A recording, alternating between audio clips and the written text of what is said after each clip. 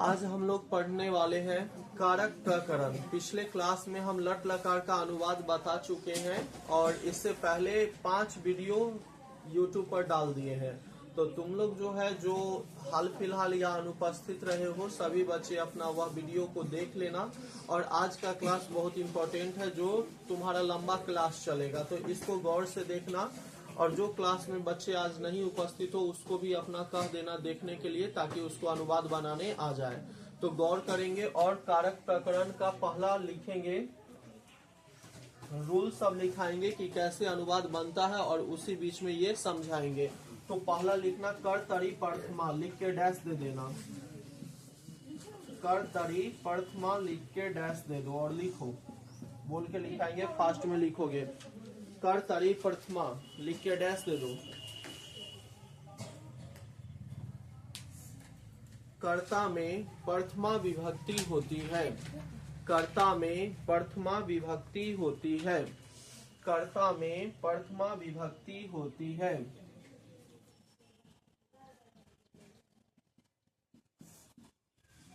कर्ता में प्रथमा विभक्ति होती है।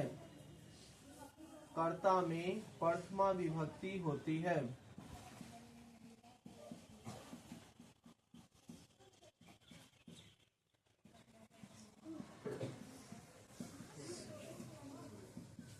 गौर करेंगे, देखो क्या कहा है, कर्ता में प्रथमा विभक्ति होती है। जो कर्ता होगा, कर्ता मतलब सब्जेक्ट, उसमें हम लोग प्रथमा विभक्ति लगाएंगे। जैसे देखो राम जाता है, क्या लिखे हैं, राम जाता है। तो यहाँ कर्ता मतलब सब्जेक्ट, जाने का काम कौन कर रहा है, राम। तो राम में प्रथमा विभक्ति होगी।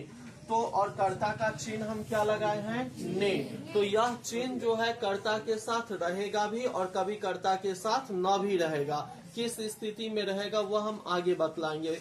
तो यहाँ देखो राम जाता है, राम करता है, तो कर्ता में कर्तरी प्रथमा का नियम क्या कहता है, कर्ता में प्रथमा विभक्ति होती है। तो इसमें हम प्रथमा विभक्ति लगाएंगे। देखो प्रथमा के एक वचन में बालका, प्रथमा के द्विवचन में बालकौ, प्रथमा के बहुवचन में बालका। राम जाता है से पता चलता है राम एक है, तो एक में क्या लगाएंगे, बालका। बालक शब्द रूप हम लिखे हैं, तो यहाँ पे क्या लिखा हुआ है, बालक लिख के केवल विसर्ग है।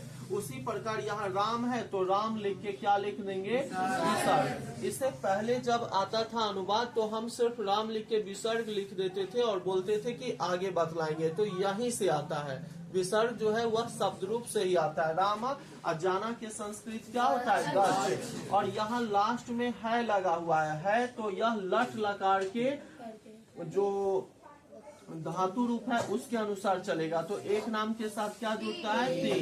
तो राम विद्यालय जाता है, राम जाता है, रामा गच्छति। मोहन घर जाता है, मोहन, तो मोहन का इसी तरीका से नाम है, मोहन का क्या हो जाएगा, मोहना। और घर का लिखेंगे गृहम। अभी यह गृहम लिख देते हैं, यह क्यों गृहम लगा है कुछ ही क्षण में बताएंगे। तो मोहना गृहम, और जाना की क्या लिखेंगे, गच्छ। इसमें क्या जुटेगा, ती। तो यह हो गया गच्छति। श्याम विद्यालय जाता है, श्याम है तो क्या लिखेंगे, श्याम लिख के, और कर्ता कारक है तो इसमें प्रथमा विभक्ति में विसर्ग लगा दिया। तो श्यामा विद्यालय के अभी लिख लो केवल विद्यालयम, अजाना के क्या हुआ, गच्छ। इसमें क्या जोड़ देना है, ती। पहला क्लियर हुआ। तो इस तीनों एग्जाम्पल को लिख लेंगे।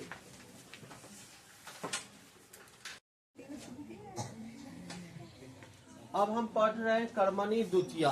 कर्मणि द्वितीया का मतलब हुआ कर्म में द्वितीया विभक्ति होती है। कर्म में द्वितीया विभक्ति, जहाँ कर्म होगा उसमें दूसरी विभक्ति का यूज करेंगे। दूसरी विभक्ति में क्या है, यहाँ पे लिखा हुआ है बालक शब्द रूप में बालक लिख के क्या लगाए हैं, महलन। या फल शब्द रूप जो है प्रथमा और द्वितीया विभक्ति इसका सेम होता है, फलम फले फलानी, फलम फले फलानी। तो जो नपुंसक लिंग होगा वह प्रथमा और द्वितीया जो है फल शब्द रूप के अनुसार चलेगा, और बाकी सब जो है वह बालक शब्द रूप के अनुसार चलेगा। तृतीया से सारा जो है वह बालक शब्द रूप के अनुसार चलेगा। तो कर्म में द्वितीय विभक्ति लगेगा। जैसे वह किताब पढ़ता है, इसका अर्थ क्या हुआ, वह किताब को पढ़ता है। यहाँ कभी चिन्ह के साथ दिया हुआ रहेगा या चिन्ह के साथ नहीं दिया हुआ रहेगा। हमें अपने कॉमन सेंस का इस्तेमाल करके देखना है कि उसमें कौन सा चिन्ह यूज हो रहा है। कर्म में कौन सा चिन्ह होता है यूज, को। तो वह किताब पढ़ता है का अर्थ हो गया वह किताब को पढ़ता है, क्योंकि जिस वह कर्म है, किताब जो है यहाँ ऑब्जेक्ट है। ऑब्जेक्ट में मतलब कर्म में हम द्वितीय विभक्ति का इस्तेमाल करेंगे। तो सह यहाँ किताब का संस्कृत होता है पुस्तक। तो यहाँ क्या है, द्वितीय के एक वचन में बालकम, बालक लिख के महलंत लगा दिया। तो पुस्तक लिख के क्या लगा दिए, महलंत। तो ये महलंत लिखना है तो लिखेंगे, या नहीं तो क के ऊपर अनुस्वार दे देंगे। तो स पुस्तकम और पढ़ना का होता है पठ, उसमें स के अनुसार क्या लगेगा, ती। उसके बाद राम भात खाता है, तो राम भात का हो गया भक्तम और खाना का क्या चाहिए, खाद्य। क्लियर हुआ। अगला रूल लिखेंगे।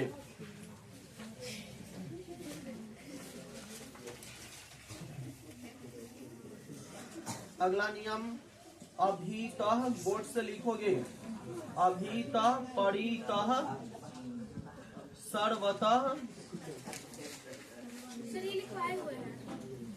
बोलो नहीं और चुपचाप लिखो। लिखाए हुए हैं फिर लिखा रहे हैं, पढ़ाए तो हम पहले भी है, तो अभी छोड़ दे क्या, बोलना नहीं है। तुमको कह दिए 1.5 घंटे का क्लास चलेगा और सारा रूल लिखाएंगे। लिखे हुए हो तो भी लिखो। रूल का नाम हो गया अभीतः परितः सर्वतः योगे द्वितीया। रूल का नाम ही है अभीतः परितः सर्वतः योगे द्वितीया।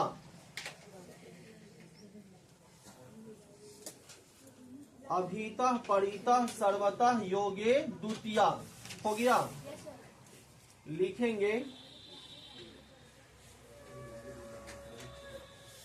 डैश दे के लिखोगे। अभीतः बोर्ड पे लिखे हुए हैं, अभीतः कॉमा लिखना, अभीतः, उसके बाद लिखना परितः, परितः, उसके बाद कॉमा दे के लिखना सर्वतः, सर्वतः, सर्वतः। एक और शब्द जोड़ दो, उभ्यतः, उभ्यतः बोर्ड पे लिख दिए हैं, उभ्यतः, उभ्यतः, उभ्यतः, अभीतः परितः सर्वतः उभ्यतः हो गया। आदि शब्दों के योग में, आदि शब्दों के योग में, आदि शब्दों के योग में, आदि शब्दों के योग में द्वितीय विभक्ति होती है। आदि शब्दों के योग में द्वितीय विभक्ति होती है। आदि शब्दों के योग में द्वितीय विभक्ति होती है। आदि शब्दों के योग में द्वितीय विभक्ति होती है। हो गया, द्वितीय विभक्ति होती है। बोर्ड से लिखेंगे अभीतः। अभीतः मतलब होता है दोनों ओर। परितः, परितः मतलब होता है चारों ओर। अब नीचे से लिखना, रूल लिखा दिए उसके नीचे, सर्वतः। सर्वतः मतलब हो गया सब ओर। सर्वतः मतलब हो गया सब ओर। उसके बाद लिखना उभ्यतः। उभ्यतः मतलब हो गया दोनों ओर। उभ्यतः मतलब हो गया दोनों ओर।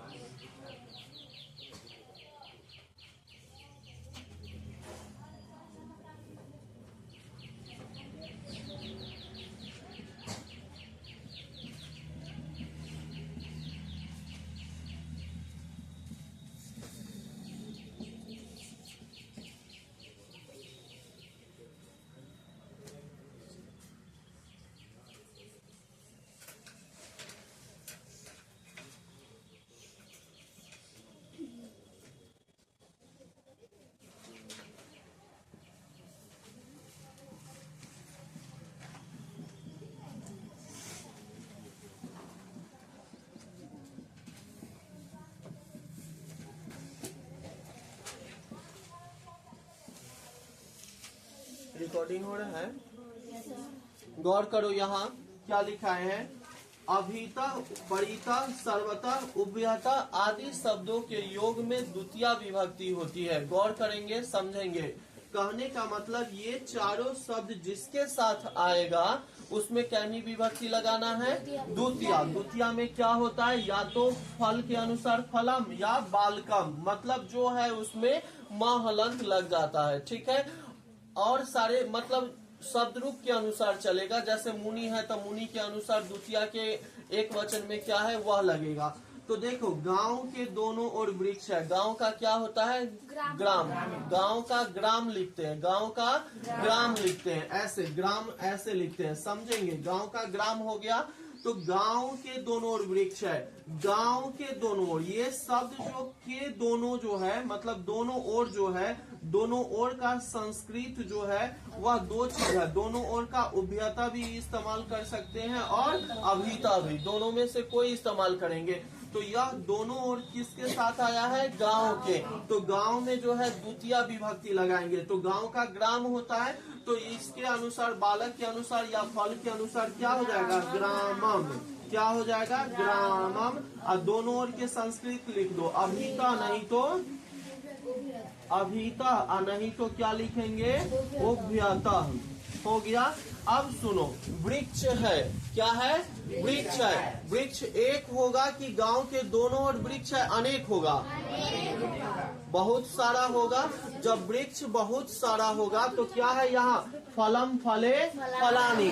तो वृक्षम वृक्षे वृक्षानी, क्या हो जाएगा, वृक्षानी, वृक्षानी। उसके बाद ढेर सारा हो गया तो अस्ति सता संति। अस धातु चलेंगे तो क्या होगा, अस्ति सता संति। तो यहाँ पे क्या लग जाएगा, संति। अगला देखो, विद्यालय के चारों ओर नदी है। यहाँ चारों ओर किसके साथ आया, नदी की विद्यालय।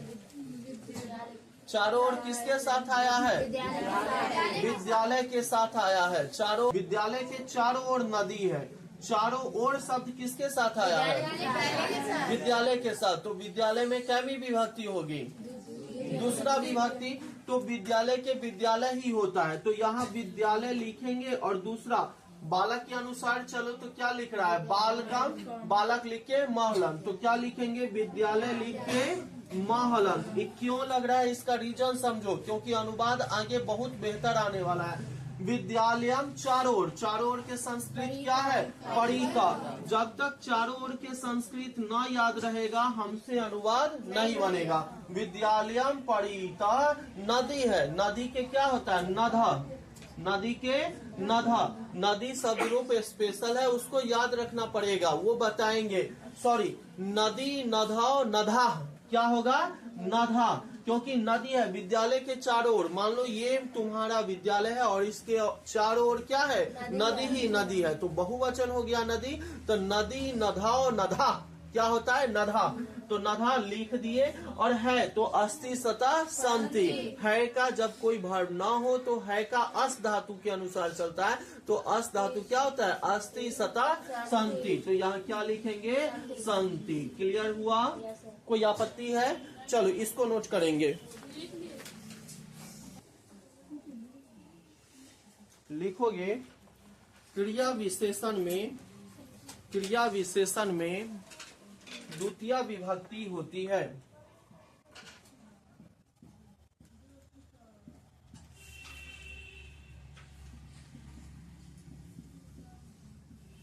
क्रिया विशेषण में द्वितीय विभक्ति होती है। क्रिया विशेषण में द्वितीय विभक्ति होती है।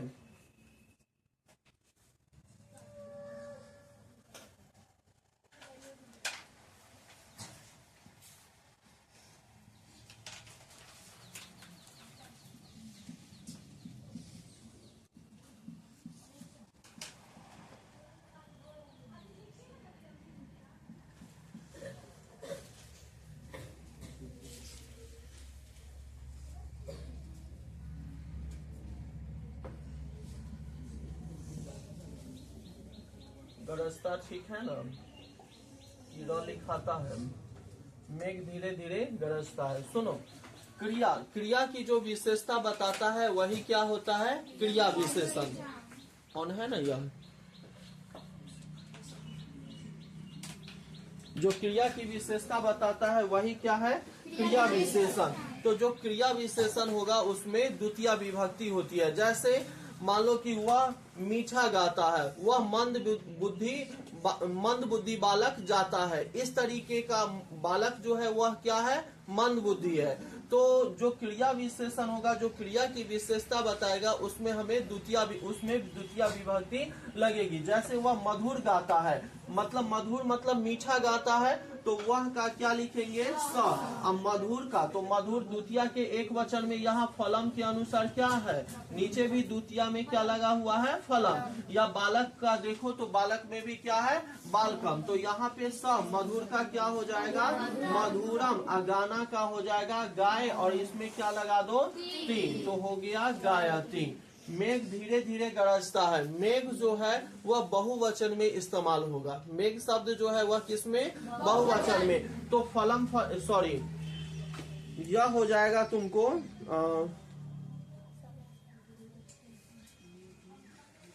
मेघ के बहुवचन में जो है वह ध्यान रखना मेघा हो जाएगा। क्या हो जाएगा, मेघा। धीरे धीरे के हो जाएगा मंदम मंदम, धीरे धीरे का मंदम मंदम। मंद मतलब क्या होता है, धीमे धीमे। तो मेघा मंदम मंदम। गरजना का हो जाएगा, जब बहुवचन में होता है तो क्या लगाते हैं, अंति। तो ये हो जाएगा गर्जंती, ये हो जाएगा गर्जंती। गर्ज में अंति जोड़ेंगे तो हो जाएगा गर्जंती। मेघा मेघा मंदम मंदम गर्जंती। वह मधुर गाता है तो स मधुरम गायती। ठीक है, इसको नोट करो।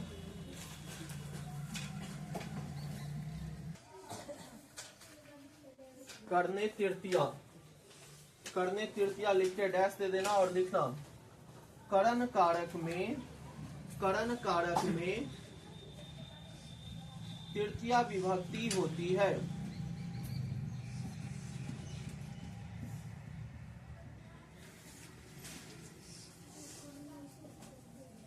करण कारक में तृतीया विभक्ति होती है। करण कारक में तृतीया विभक्ति होती है।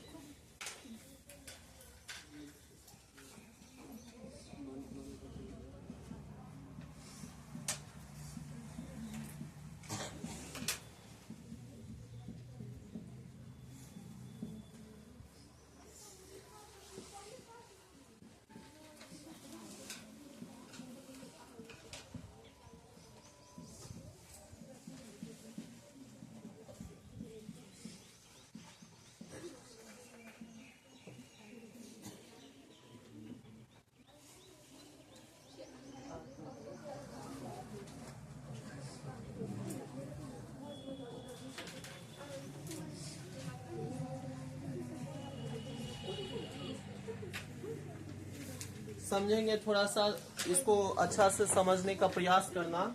देखो हम लिखाए हैं जो करण कारक होगा उसमें तृतीया विभक्ति होती है। करण का चिन्ह क्या है, से। जुड़ाव या लगाव का बोध होना चाहिए। ठीक है, जुड़ाव से चिन्ह रहे और जुड़ाव और लगाव का बोध हो तो करण कारक में तृतीया विभक्ति लगाएंगे। बालक के अब जो है तृतीया से लेके सप्तमी तक जो है फल शब्द रहे, मतलब नपुंसक शब्द रहे या कोई अकारांत पुल्लिंग शब्द रूप रहे, वो सब चलेगा बालक के समान। थोड़ा सा ध्यान से रखना, सब कुछ आ जाएगा तुमको। पहले यह इतने बड़े अनुवाद नहीं आता था, तुमसे पूछा जाता कि वह कलम से लिखता है तुम क्या बनाते, वह छुरी से फल काटता है, छुरी के हम लिख दिए छुरी का, चाकू के लिख दिए क्या, छुरी का, ये लिख दिए लेकिन तुम अनुवाद नहीं बना पाते। अब यह बताने के बाद तुमसे अनुवाद आसानी से बनेगा। ध्यान से देखना, वह कलम से लिखता है। जब हम कलम से लिखते हैं हाथ से जुड़ाव है। वह राम चाकू से फल काटता है, मान लो ये फल है, ये चाकू है, हाथ से जुड़ाव है तो हाथ से लगाव का बोध हो रहा है। तो अब इसमें जिसके साथ से शब्द आएगा उसमें हम तीसरा विभक्ति लगाएंगे। तो तीसरा के एक वचन में रहेगा तो बालकेन लिखेंगे, मतलब बालक लिख के लास्ट में एकार और न। जब द्विवचन में रहेगा तो बालकाभ्याम और बहुवचन में बालकई, बालक लिख के ऐकार और विसर्ग देंगे। तो देखो वह कलम से लिखता है, वह का हो जाएगा यहाँ पे क्या, स। कलम के कलम भी होता है और लेखन्या, सुनो लेखन्या शब्द का इस्तेमाल, लेखन्या शब्द का इस्तेमाल करेंगे तो ये लता पे भाग जाएगा। लता शब्द रूप जो है वह बालिका के अनुसार चलेगा, बालिका शब्द अभी नहीं बताए हैं, ठीक है, बालिका शब्द रूप अभी नहीं बताए, वो बताएंगे, ठीक है। तो यह जो है अगर हम यहाँ कलम से ही बनाओ, नहीं तो क्या काम करो, तुम लेखनिया से भी बना सकते हो। लेखनिया से बनाओगे तो लता शब्द के तृतीया के एक वचन में, लता शब्द के तृतीया के एक वचन में क्या लगेगा वह ध्यान में रखना होगा। तो हम एक बार पढ़ के सुना देते हैं कि तृतीया लता शब्द जो है वह तृतीया के एक वचन में क्या होगा, लता, लते, लता, लताम, लते, लता, लत्या, क्या हो गया, लत्या, लत्याह, लत्याह, क्या हो रहा है, लत्या। तीसरा के तृतीया के एक वचन में क्या हो रहा है, लत्या, लत लिख के, लता में लत लिख के उसके बाद हम यहाँ या आकार या अभिसर्ग दिए हैं। तो समझो यहाँ वह कलम से लिखता है, कलम शब्द यूज करेंगे तो कलम लिख देंगे। यहाँ पे क्या है, तृतीया के एक वचन में बालकेन, बालक लिख के एकार और न लगाया है तो कलम, ठीक है। तो ये हो गया कलम, और यहाँ पे क्या है, बालकेन है, बालक लिख के एकार और न दिया है तो कलम लिख के एकार और क्या दे, न। तो सह कलमेन लिखता है, तो लिखना के लिख और सह के साथ क्या जुड़ता है, ती, तो यहाँ क्या लिख देंगे, लिखते, सह कलमेन लिखते। तुमको मन है कि लेखनिया से बनाए, क्योंकि लेखनिया भी मतलब भी तो कलम होता है, तो लिखेंगे सह, यहाँ पे लेखन्या, तो लेखन्य क्या हो जाएगा, यह मतलब सॉरी, इसका जो है लता के अनुसार जो है यह कलम का जो संस्कृत होता है वह हो जाएगा तुम्हारा लेखन्या। तो लिख लोगे स लेखन्या, और लिखना के क्या हो जाएगा, लिख, और इसमें क्या जुड़ जाएगा, ती। अब देखो यहाँ राम चाकू से फल काटता है, इसका मतलब क्या है, राम चाकू से फल को काटता है। यहाँ पे चाकू से, इसमें तृतीया विभक्ति का इस्तेमाल होगा क्योंकि से शब्द चाकू से लगा हुआ है और जुड़ाव का बोध हो रहा है। फल को काट रहा है मतलब कर्ता ने कर्म को, समझ गया। तो इसमें कमी विभक्ति लगेगा, द्वितीया विभक्ति। तो राम, राम यहाँ कर्ता कारक है, तो कर्ता कारक में कमी विभक्ति प्रथमा विभक्ति। तो इसमें तीन कारक यूज हो रहा है, कर्ता कारक, यह तृतीया का, ये हो जाएगा तुमको क्या चीज, करण कारक, और ये हो जाएगा कर्म कारक। इसमें कर्म कारक, तो राम चाकू से फल को काटता है, तो राम का क्या लिखेंगे, रामः। चाकू से, चाकू का संस्कृत क्या होता है, छुरी का, लास्ट में क्या आया, आकार, आकार। तो आकार किस में आता है, लता आया, आक्रांत स्त्रीलिंग शब्द रूप। तो आक्रांत स्त्रीलिंग शब्द रूप में अभी बोले हैं क्या, लता, लते, लता, लताम, लते, लता, लत्या, क्या होता है, लत्या। तो यहाँ पे क्या हो जाएगा,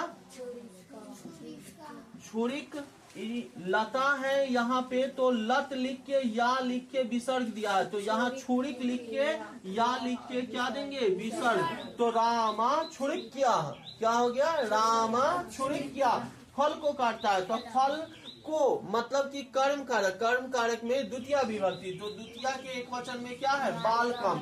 तो यहाँ पे क्या लिखेंगे, फलम, और काटना के काटयति, काटना के क्या लिखेंगे, काटयति, रामा छुरिक्या फलम काटयति। क्लियर हुआ, कोई आपत्ति है, इसको नोट करेंगे।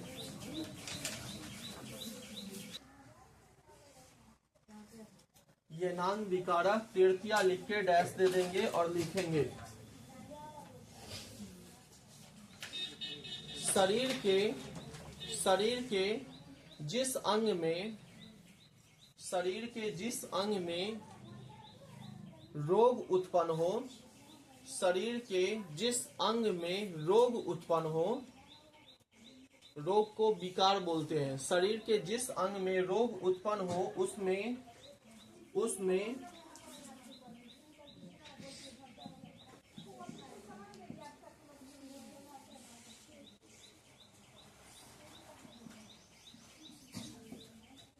शरीर के जिस अंग में रोग उत्पन्न हो या विकार उत्पन्न हो उसमें तृतीया विभक्ति लगाते हैं, उसमें तृतीया विभक्ति लगाते हैं।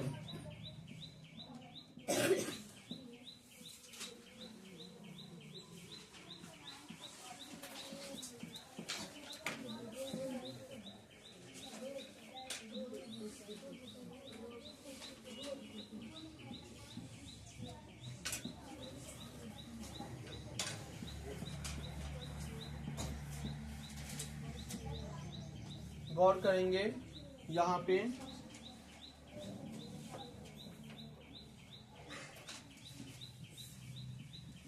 यहाँ देखो अभी क्या लिखा है, जिस शरीर के जिसमें तुमको विकार उत्पन्न हो जाए, विकार मतलब रोग उत्पन्न हो जाए, उसमें तुम तीसरा विभक्ति का इस्तेमाल करोगे। किरण गौर करो, वह कान से बह रहा है। अच्छा बहिर तुम लोग किसको कहोगे? मान लो एक कान से हमें सुनाई दे रहा है, एक कान से नहीं सुनाई दे रहा है, तो हम बहिर हुए?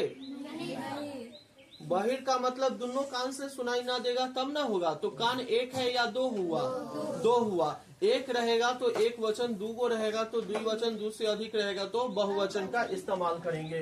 तो यहाँ देखो वह कान से बह रहा है, तो शरीर के जिस अंग में विकार उत्पन्न हो उसमें हम तीसरा विभक्ति का इस्तेमाल करेंगे, तृतीया विभक्ति का। तो तृतीया के एक वचन में बालकेन, द्विवचन में बालकाभ्याम, बालक लिखे आकर और भ्याम जोड़ देना है, और तृतीया बहुवचन में बालकय। तो वह कान से बह रहा है, वह का संस्कृत क्या हुआ? स।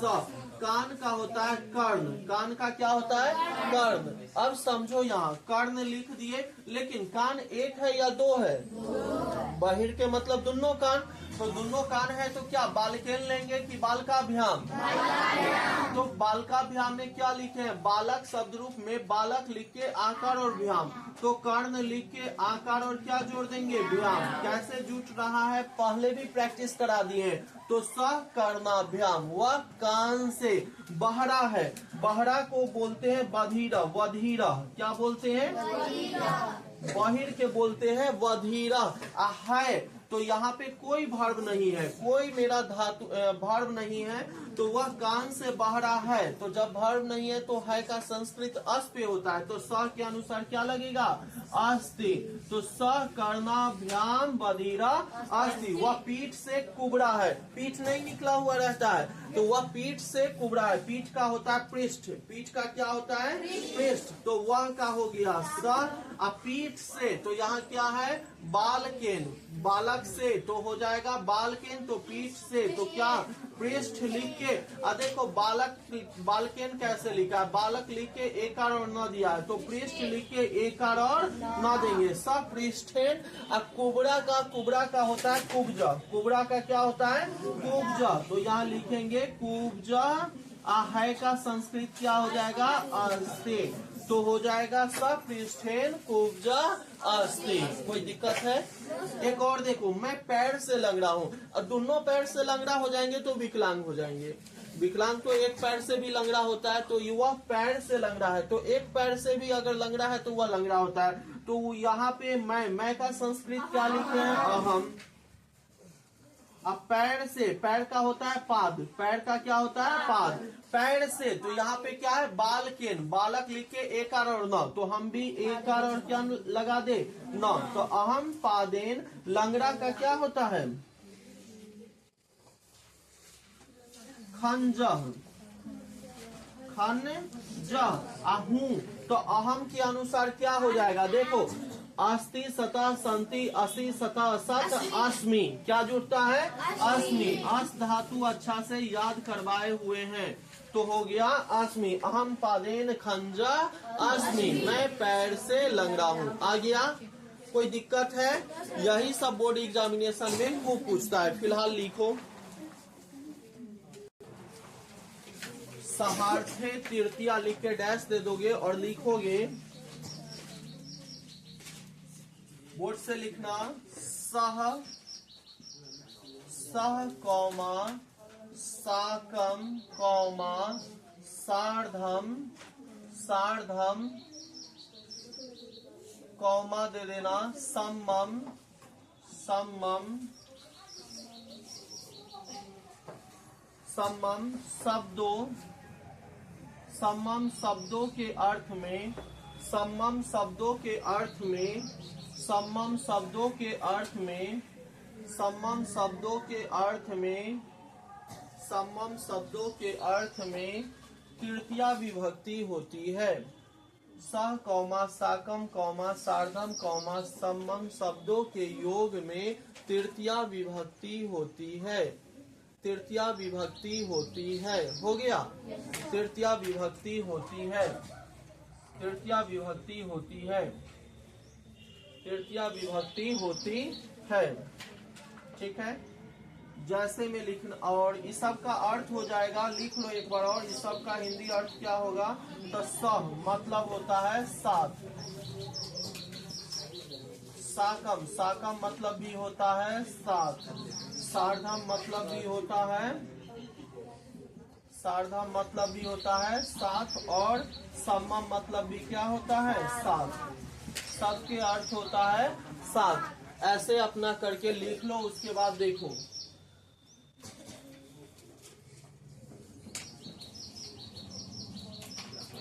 राम के साथ सीता जाती है।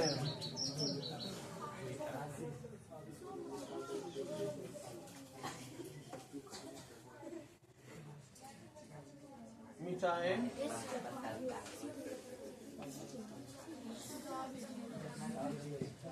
सीता के साथ, तुम ही लोग बनाना। सीता के साथ लक्ष्मण बैठते हैं।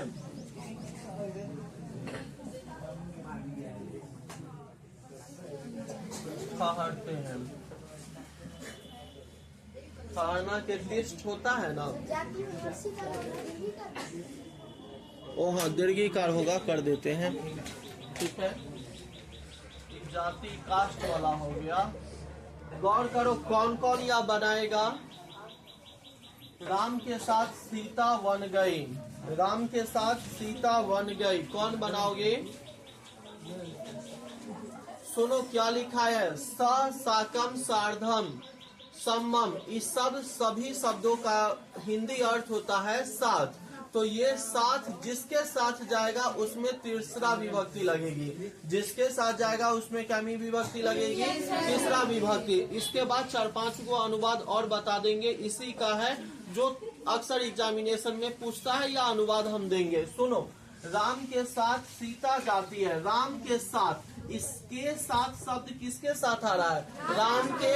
तो राम में तीसरा विभक्ति होगा। तीसरा में क्या है? बाल के। तो यहाँ लिखेंगे रामेन। राम लिख के एक और न लगाएंगे, तो राम के अनुसार टवर्गी न लेगा। क्या लेगा? टवर्गी न। तो राम के साथ, तो राम के लिए यहाँ यूज करेंगे रामेन, और साथ के लिखेंगे हम उन चारों में से कोई एक दे दो, तो दे देते हैं क्या? स। रामेन स।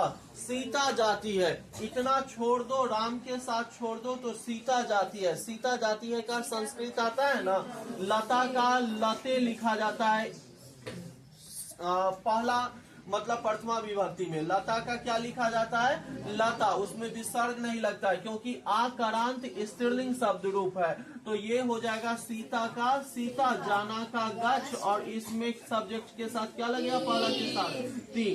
तो हो गया यहाँ पे रामेण स सीता गच्छति। आगे देखेंगे, फिर है सीता के साथ। किसके साथ? सीता के साथ। सीता तो लता के अनुसार चलेगा, तो लता के तृतीया में क्या लिखे थे? लत्या। तो यहाँ पे सित यह क्या लगेगा? सित्या सह। और लक्ष्मण ठहरते हैं। लक्ष्मण ठहरते हैं। लक्ष्मण सब्जेक्ट हुआ। सब्जेक्ट प्रथमा में, प्रथमा विभक्ति में बाल का होता है। तो यहाँ क्या लिखेंगे? लक्ष्मण। ठहरना के क्या होता है? तिष्ठ। इसके साथ क्या जुटेगा? ती जुटेगा। तो यहाँ तिष्ठ ती हो गया। तो सित्या स लक्ष्मण तिष्ठति। कोई समस्या है? नो, उतार लो फास्ट में। अब मिटा रहे हैं। हो गया है 2-3 को, बस अनुवाद देखना है, समझाते हैं।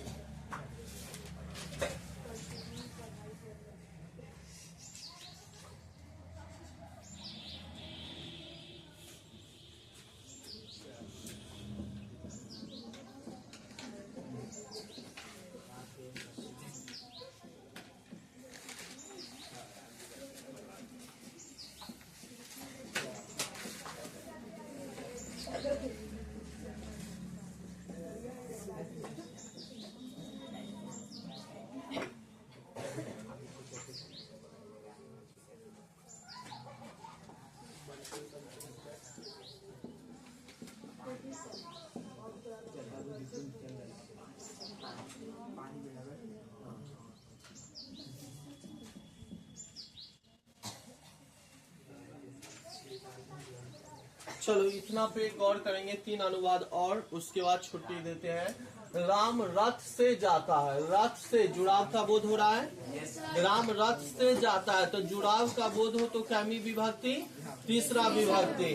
तो राम का क्या लिखेंगे, राम। और रथ से तो यहाँ बालक से क्या हुआ, बालकेन। बालक से का क्या हुआ, बालकेन। तो रथ से तो राथेन क्या हो जाएगा, राथेन। अजाना के गच्छ, इसमें क्या जुटेगा, तीन। तो गच्छति क्लियर हुआ।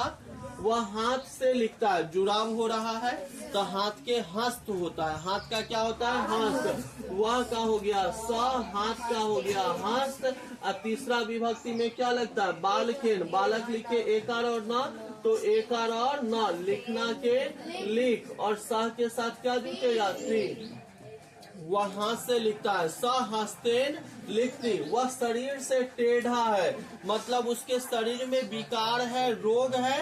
तो ये नांग विकारा क्या कहता है नियम, ये नांग विकारा कि शरीर के जिस शब्द में विकार उत्पन्न हो उसमें तीसरा विभक्ति लगाते हैं। वह शरीर से टेढ़ा है तो स शरीर से, तो शरीर में कैमी विभक्ति होगी, तीसरा विभक्ति। कैमी विभक्ति तीसरा, तो यह हो जाएगा शरीर लिख दो, शरीर लिख दो। इसमें क्या बालक लिख के एकार और न, तो एकार और इसमें न जो है वह कौन सा न लेगा, टवर्गी न। ध्यान में रखना, स शरीरेन। उसका टेढ़ा का वक्र होता है, टेढ़ा का क्या होता है, वक्र। तो वक्र अस्ति, सह के अनुसार क्या लगेगा, अस्ति। कोई समस्या है तो 10 गो अनुवाद हम इस पे लिखाएंगे जो अगले क्लास में तुम लोगों को बना के लाना है। नोट कर लो।